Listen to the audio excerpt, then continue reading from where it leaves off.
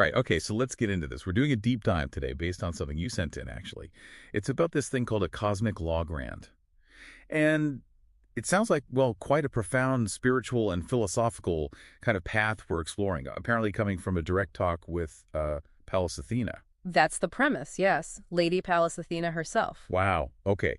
So our goal here is to kind of pull out the main ideas, right, about this divine plan, its structure, and importantly, what it means for, spiritual growth and finding that divine truth you might be seeking. Exactly. And what's fascinating right from the start is how your desire, your intense wanting to know the divine truth, that's framed as the actual trigger, the reason this whole cosmic mandate even exists. It's like a call and response. Precisely. A reciprocal thing, the universe responding because you're asking sincerely and with focus.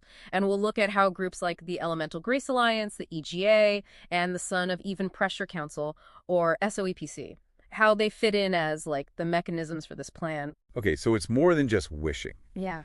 That intensity of wanting to know, that's the foundational storehouse. That's the term used, yes. It's what apparently allowed the EGA and SOEPC to even, well, manifest. Making it less like asking for permission and more like setting a cosmic process in motion. Kind of, yeah. A mandate. And right at the center of it all, cosmic law, capital C, capital L.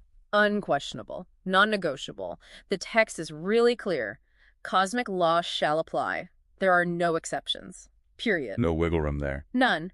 And administering this law, that falls to the Karmic Board of Directors, the Lords of Karma. Right, the Council of Ascended Masters mediating our karmic stuff. Exactly. 8 of them. So this grant by the cosmic law is essentially a formal decree, a dispensation from that highest level. Okay, given how huge that sounds, who's actually delivering this message? It's Pallas Athena herself. Yes, the Ascended Master Pallas Athena. She's called the Goddess of Truth. And she's on the karmic board, right? She is.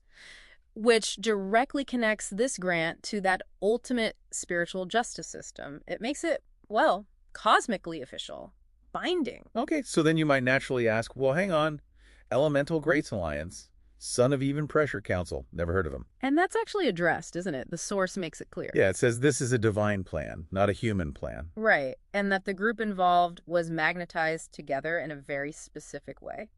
So the fact that they're not, publicly known isn't a mistake. It's part of the design. It keeps things pure, protects them from ego getting involved, from seeking outside approval. Keeps the focus entirely on the divine plan. Makes sense. So the SOEPC being small isn't a weakness. No, it's strategic. To focus divine intention, amplify the work. Exactly. And this grant of more than ordinary release of instructions, it's practical. It gives them clearer guidance, better direction for this high-level spiritual work. But here's a really profound bit. Any grant like this cannot be given to one and not be offered to all. Universal availability. But, and it's a big but, there are filters. Ah, okay. What kind of filters? Your I am presence, your own divine spark, your higher self and cosmic law itself.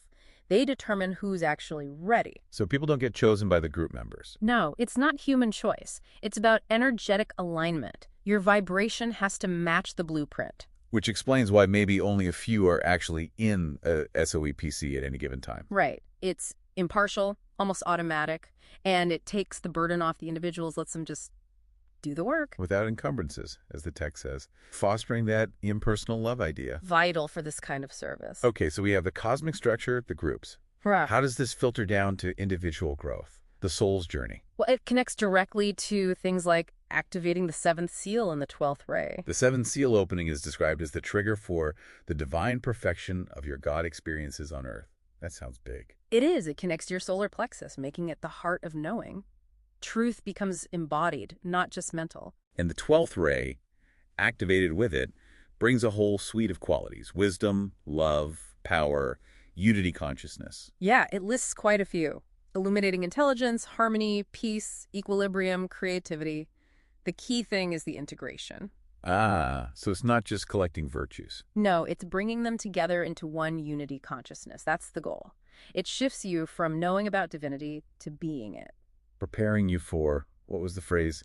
The new Adam, Lilith, Kadmon, human reality. That's the one. The ultimate evolutionary step. Integrating divine, feminine, and masculine, healing those 4 lower bodies. Physical, emotional, mental, etheric. Right. Exactly. So how does this translate into day-to-day practice for these groups. Pallas Athena points towards a discourse by God Himalaya, calls it a perfect reflection for their next steps. And what's his main point? He contrasts just, regular human busyness with the conscious, purposeful use of life's energy, urging co-creation. He gives actual instruction. Yes, practical things, like the crystal cup metaphor, you as a clear vessel for divine energy.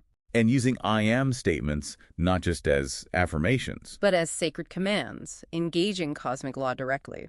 This grant lets the group use these greater powers to bring balance and purity wherever they direct it. So because they're unified, they can wield the law's power deliberately, moving from being passive to active agents. Precisely. Active co-creators in the divine plan. Okay, wow. Lots to think about there. So as we kind of bring this deep dive to a close, maybe a final thought for you to consider.